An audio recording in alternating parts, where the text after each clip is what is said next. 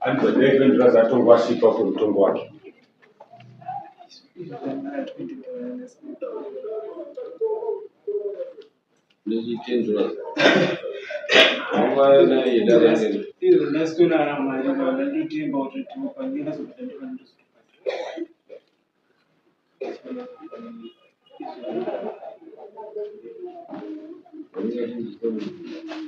Nyaya ndeyekuti ndinoda mari 140 US yatakashandirana inongodza kuti magedari akutaura zvose zvendi John Simbi akutaura kuna Ephraim Makosha.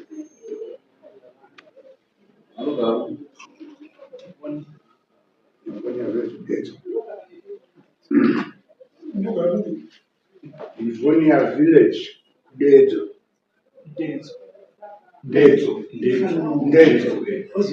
Kote Dedzo. Mangosho.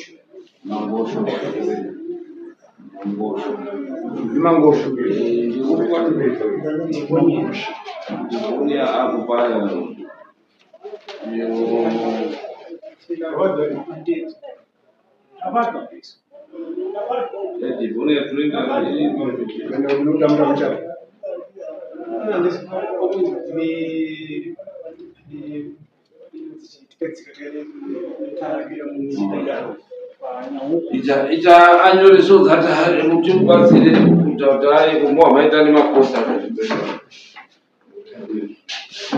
ndicho manyora makosa uwasa ni makosa kule makosa acho edata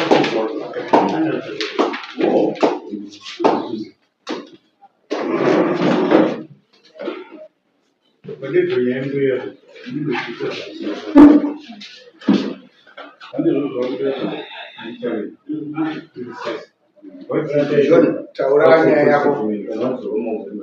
yako 40 yakasvika sei makashandirana wai notara akasimudza zvichako pafamiri pari pamba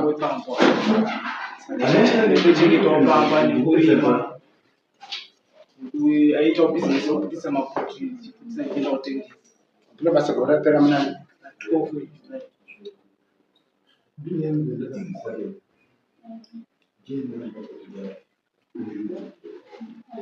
July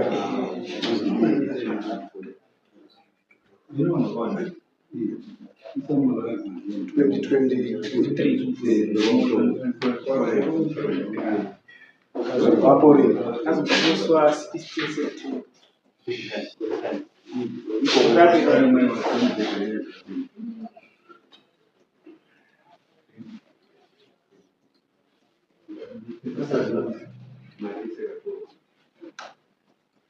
Mama kupanana mari pamwedzi pamwedzi ipana $80 $80 patuma pa $20.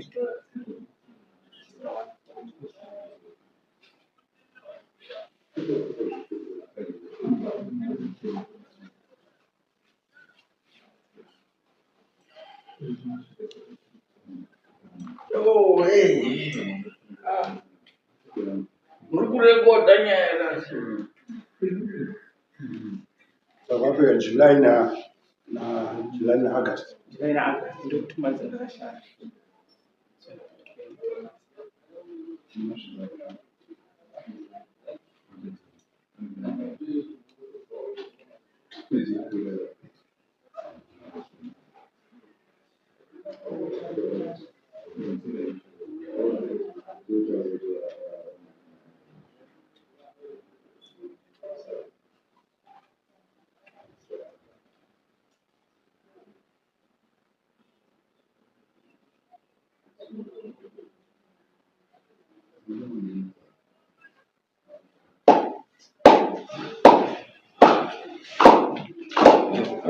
Amapezani.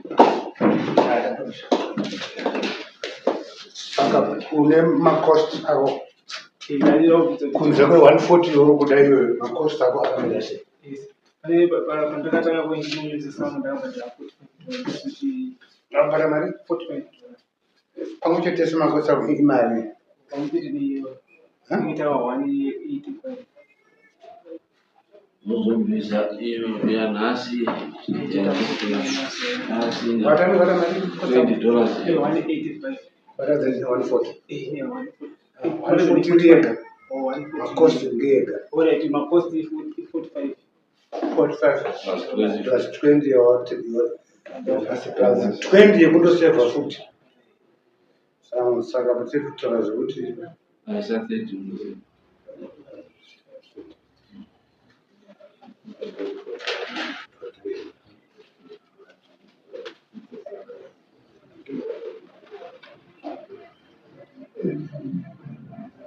makosi ako 95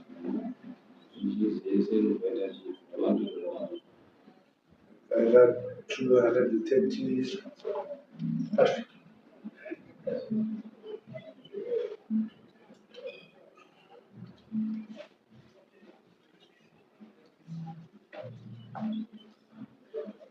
Right. Next. right taurana navaprisa panzvavo kuti vachazone judgment yatamupa Itokora Jackson.